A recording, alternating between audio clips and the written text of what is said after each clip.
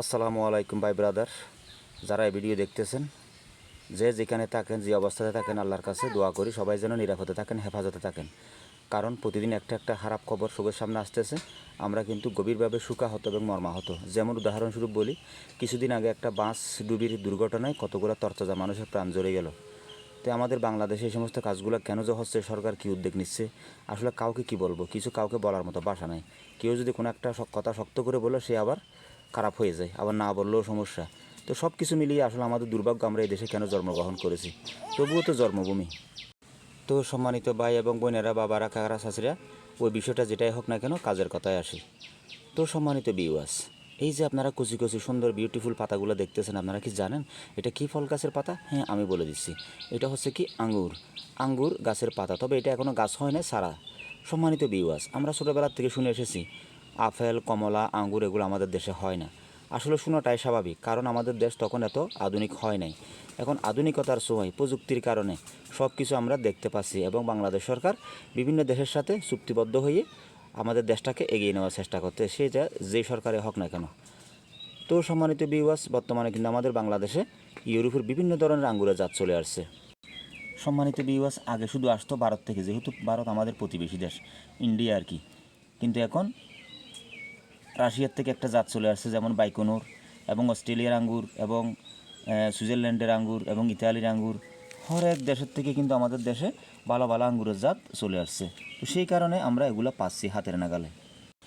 সম্মানিত ভিউয়ার্স, আপনারা যখন কেউ একটা আঙ্গুরের চারা লাগানোর জন্য মনের মধ্যে আশা তৈরি করবেন, তার আগে কিন্তু আপনারা একটা জিনিস চিন্তা করবেন, কোন জাতটা আমাদের বাংলাদেশের আবহাওয়ার সাথে সুইটেবল, অর্থাৎ খাপ খাওয়াইয়ে বড় হয়ে ফল দেয়, ওই রকম জাত নির্বাচন করবেন। নার্সারিওয়ালাদের কাছে যাইয়ে আপনি হট করে বলবেন না আমাকে এই চারাটা দেন, কারণ কিছু অসাধু নার্সারিওয়ালা আছে, এ চারা বিক্রি করার জন্য ওই জাতটা না থাকলেও আপনাকে বলবে যে হ্যাঁ এটা নিয়ে যান, এটা হচ্ছে ওই জাত। আপনি প্রথমে গিয়ে বলবেন, ভাই আপনার কাছে কোন কোন জাতের আঙ্গুরের চারা আছে। তো এই যখন আপনাকে 2-4-5টা জাতের নাম বলবে, সেখান থেকে কোন জাতটা আপনার পছন্দ আপনি কিনবেন, তখন বলবে যে আমাকে এই জাতটা দেন। আপনি শুরুতে গিয়ে বলবেন না যে আমাকে ওই জাতের আঙ্গুরের চারাটা দেন। না থাকলেও বলবে যে হ্যাঁ এটা নিয়ে যান, এটা ওই জাতের চারা। কারণ এরকম নার্সারিওয়ালারা অনেক 2 নম্বরই করে। তবে সব নার্সারিওয়ালা নয়, অনেক ভালো ভালো গুণী নার্সারিওয়ালা আমাদের দেশে আছে, তাদের কারণে আজকে আমরা ভালো ভালো চারাগুলো পাচ্ছি। তো যারা সৎভাবে ব্যবসা করে আমরা তাদেরকে সাধুবাদ জানাই, আর যারা 2 নম্বরই করে আমরা তাদেরকে ধিক্কার জানাই।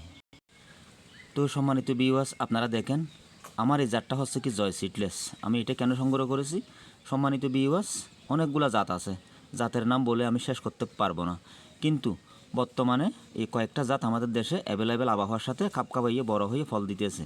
তার মধ্যে অন্যতম একটা হচ্ছে কি জয় সিডলেস। সম্মানিত ভিউয়ার, বাইকনুর হচ্ছে কি লাল আঙ্গুর, অনেক কম বয়সে বড় বড় তুকা দেয়, অনেক গণদর, অর্থাৎ হেভি বেয়ারিং হয়।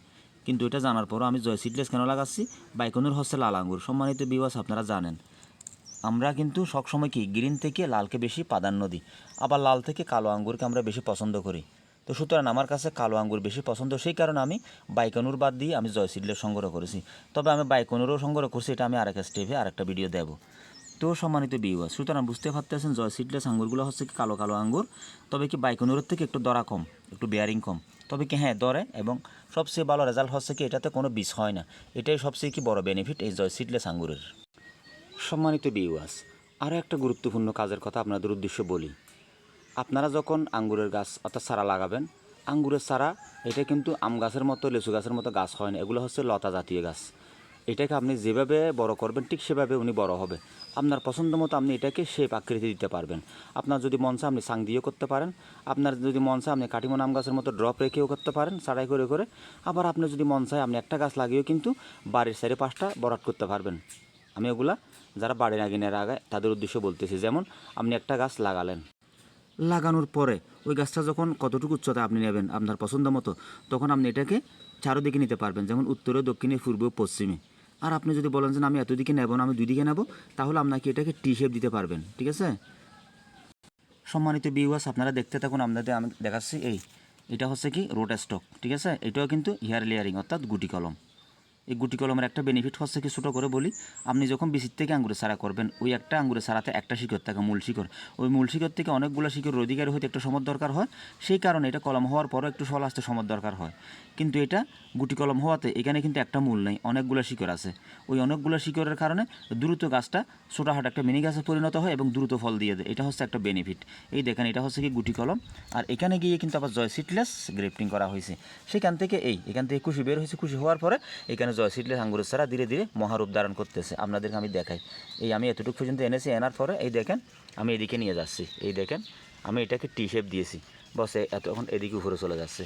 এরপরে আমার যখন এটা 5 ফুট যখন উপরে চলে যাবে, তখন থেকে আমি আবার দুদিকে আবার এটাকে হাঁটানো শুরু করে দেব। এটা হচ্ছে এক পাশ।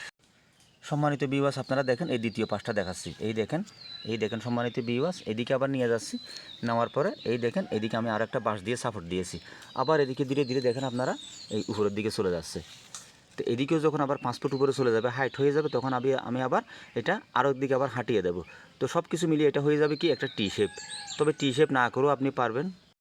যেমন আপনাদেরকে আমি দেখাচ্ছি, এই দেখেন এটা কিন্তু এই দেখেন এই একটা, এই দেখেন আর একটা, দুইটা, আবার এখানে মাঝখানে আবার আরেকটা কাণ্ড।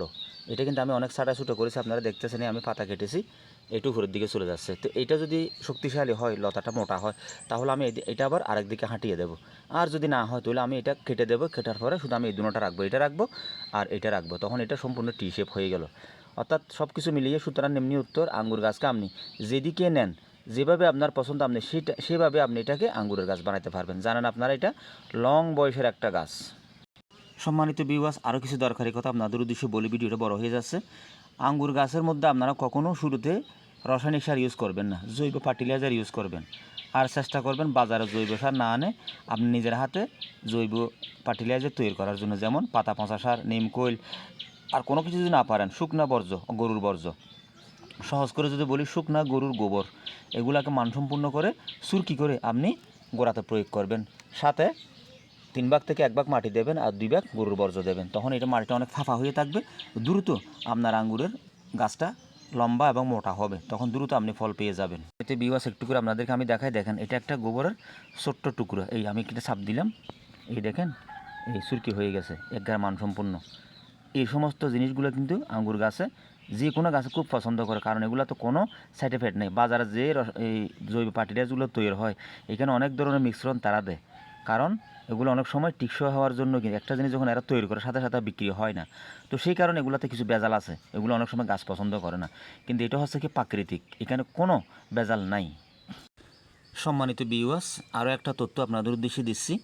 আপনারা যখন গাছটা লাগাবেন, আপনি কোন জায়গায় গাছটা লাগাচ্ছেন, ছাদের উপর লাগাচ্ছেন নাকি বাড়ির আঙিনায় লাগাচ্ছেন, সেটা আপনার এখতিয়ার, আমি কোনো আর দেখতেছি না। তবে যেখানেই লাগান আপনারা 15 দিন 1 মাস পর পর গোড়াতে ম্যানসার ব্যবহার করবেন। ম্যানসার হচ্ছে কি কার্বন ডাইজিম ম্যানকোজিব। এইটা আপনার কোনো রোগ যদি আসতে থাকে, অনেক সময় উলিয়ে ধরে, অর্থাৎ উইফোকা ধরে, সহজ করে যদি বলি। আবার অনেক সময় দেখবেন যে মানে কোনো না কোনো কারণে হয়তো আপনার একটু পানি বেশি পড়ে গেল, আবার একটু পচা পচা শিকড়ের মধ্যে বাপ চলে আসে, অর্থাৎ রোড টট হওয়ার একটা সম্ভাবনা থাকে। যখন আপনারা ম্যানসার দেবেন, তখন আপনার এই রোড টট হবে না। আর যদি কোনো সমস্যা নাও হয়, তারপরে কিন্তু এটা এমন না যে শুধু শিকড় ফাঁসা রোগের কাজ করে, বিষয়টা সেরকম না, এটা এরকম কাজও করে। আর আপনার গাছ যদি সতেজ থাকে, শিকড়ের মধ্যে কোনো রোগ ব্যাধি না আসে, তাতেও কোনো সমস্যা নেই। এগুলোতে পুষ্টি, এনার্জি, ক্যালসিয়াম সব কিছু কিন্তু অ্যাড করা আছে, কার্বন ডাইজিম ম্যানকোজিব, এই বিষয়টা মনে রাখবেন। তো সম্মানিত ভাই এবং বোনেরা, বাবারা, কাকারা, চাচিরা, কথা বলতে গেলে অনেক কথা, কথার নাম হচ্ছে লতা, কথা বলে শেষ করতে পারবো না। যতটুকু পারে আপনাদের জন্য গুছিয়ে কথা বলার চেষ্টা করেছি। যদি কোনো ভুল ত্রুটি হয়ে থাকে আমাকে ক্ষমার দৃষ্টিতে দেখবেন। পরিশেষে একটা কথাই বলি, গাছ মানুষের পরম বন্ধু, গাছ কখনো বেইমানি করে না। বেশি বেশি করে গাছ লাগান, পরিবেশ বাঁচান, এবং বেশি বেশি করে গাছ লাগিয়ে আপনি মেডিসিন মুক্ত ফল আস্বাদন করতে পারবেন, এবং আখেরাতের জন্য সদগায়ে জারিয়া হিসেবে গাছ লাগিয়ে আপনি সোয়াবের পাল্লা বাড়ি করেন। আসসালামু আলাইকুম রহমতুল্লাহ বরকাতুহু। ভিডিওটা ভালো লাগে লাইক করবেন, কমেন্ট করবেন, শেয়ার করবেন, সাবস্ক্রাইব করবেন। খুদা হাফেজ।